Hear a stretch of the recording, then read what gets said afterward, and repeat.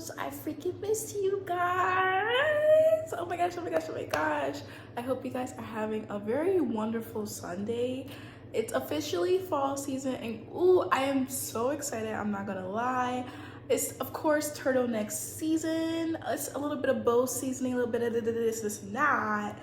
But in regards to that, I'm so glad you guys are here. And if you guys don't know, I am Naomi and I do self-talk, girl talk videos, travel vlogs, and a little bit of fashion here and there, just all depends. But in regards to that, if you definitely like the vibe of this video, don't forget to like and subscribe, and we're just gonna get right into it. So yeah.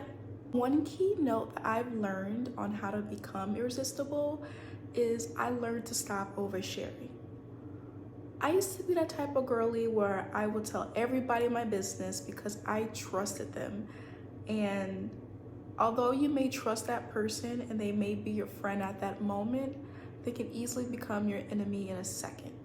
So when you're obviously oversharing about your relationships or your problems with your mom or your dad or any type of interpersonal relationships, make sure that you're just not telling them too much. And of course, it's okay to keep those type of situations to yourself and reflect on that with yourself and by yourself. And you don't need to always, as I said, have your friends in your business, because at the end of the day, they're going through something and you're going through something as well. And you don't want to allow them to have that type of ammo or that type of access, even though they're your best friend, you know? And when you're in a conversation, learn to listen more. I noticed that when people, when you're always talking, it can be a little bit irky, it can be a little bit icky, it can be annoying because you're not really processing what the other person is saying. You're so busy trying to say everything, get it all out of your system, and that's fine, my love. You can do that all the time or do that every now and then, but at the end of the day, it's okay to sit back and relax and actually take in information. I feel like that even adds on to your confidence as a person when you're just taking in information and you're actually matching their body language and you're not just sitting there just chatting away and telling the entire story of the universe. Like, no one needs to know that. No one needs to really be really into that. Just like allow yourself to listen, girl. It's okay. And display boundaries. Sometimes I struggle with this, and I'm not gonna lie. It's because when you are nice and when you have been a people pleaser almost all your life, and when you challenge that type of thinking, it does get a little bit rough, especially when that type of thinking is so habitual. So some keynotes or some little notes that I've learned how to display my boundaries more is learning the word no and being comfortable with the word no. Because there are ways that you can actually say no in a very polite way without hurting the person's feelings. And even if you don't know, the best way I've learned is saying no with a smile. It may throw that person off. I know this sounds weird. It may throw that person off, but when you are coming off as generous and you're saying, well, no, thank you, I appreciate it, that seems more genuine, and they're more able to basically be like, okay, girl, you said no, that's fine. But learn how to display boundaries and learn the word and the power behind no. Carry and understand the energy that you release. So when I walk into a room, how do I look?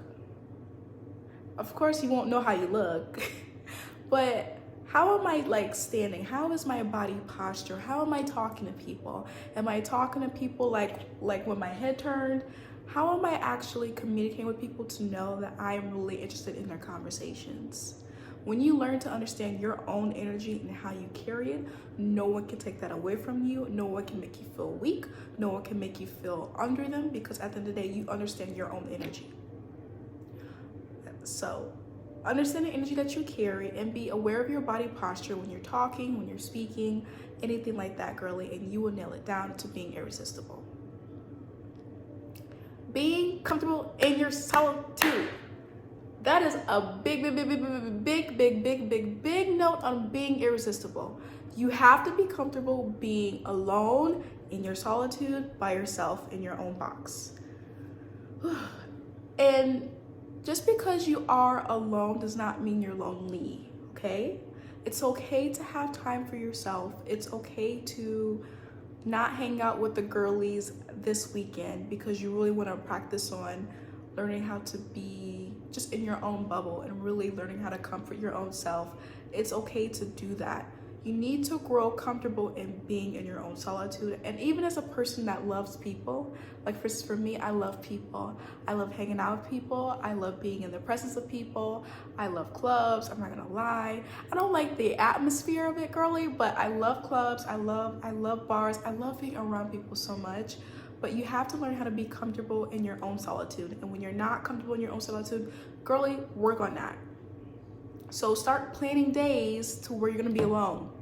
And with those days, you can say, hey, you know, I'm gonna journal for a little bit and just reflect on my thoughts. I'm gonna take myself out on a date because I wanna learn how to love the treatment that I want to receive if I meet a person or if I just, I don't know, stay by myself. I wanna learn how to be comfortable in my own vessel because at the end of the day, my soul is permanently tied to this vessel as a human. So I need to make sure that I'm very comfortable in it. Once you realize you're very comfortable in your solitude, my girl, you get it. You got it, bitch, you got it. You don't need anyone else. And even if like, I'm not trying to like go hard on hyper independency. I'm not trying to do that. But what I am trying to say is learn to just be okay by yourself. It's okay to have your own energy by yourself. And of course, monitor the self-talk so you can allow your confidence to flow in. And as I say that, that's also a very hard concept to swallow as well, because a lot of people struggle with this, especially people who are very depressed, who are anxiety ridden like me. I have anxiety, hello. But I've learned to master my negative self-talk over time. And it wasn't just like an instant thing. But there are a couple of tips I can give you, my love, to monitor your self-talk is, for instance, when you are in the motion of self-talk, negative self-talk specifically, remind yourself that this is just a moment and it's gonna pass. So when you are being negatively affected by your brain, you have to basically, I would say, I kind of pretend I am talking to my inner child when I'm going through negative self-talk. And it helps me basically reflect on myself and be like, would I ever say these things to my small self? No, I wouldn't say these things to my small self. Would I call my small self stupid? No, I wouldn't say these things. Would I call my small self an idiot or a dumbass or like a bitch? Like just anything. Like I'm just being real with you. This is just how it is. You need to learn how to monitor your negative self-talk, especially when you want to learn to become irresistible, because eventually you start to master that and become confident with yourself over time. When you become a confident bitch, no one can take that away from you and no one can dim your light. And that's on period, bitch. Oh my god, bitch, I need nails. Oh my god, I'm like Bear. Anyways, bitch, regardless, bitch, you know what I'm talking about. Master your self-talk, master your negative self-talk, master your brain, and you got this. Also, because people would motherfucking try it, if someone tries to disrespect you in any type of way, you need to learn how to come up with clever ways that are elegant and allow it to just soothe away.